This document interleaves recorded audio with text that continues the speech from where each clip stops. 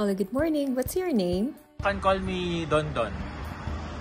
And I'm on my mid-30s already. I'm here in Spain and I'm studying free Christian vocational courses here in Salamanca. I came here as a tourist in Spain and then I contacted Pinoy in Spain and they helped me with my school admission. Dumating ako last week of May dito sa Spain. Yes, tuition free siya. I only paid an admission fee for Pinoy in Spain and wala akong binayaran sa school. Di ako nag-avail ng free accommodation pero Pinoy in Spain had helped me to look for my flat. 240 euro, 240 per month, lahat na.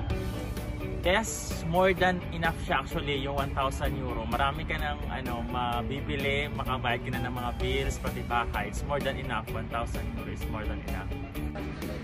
Oo naman, kasi andito na ako eh. I would really recommend Pinoy in Spain.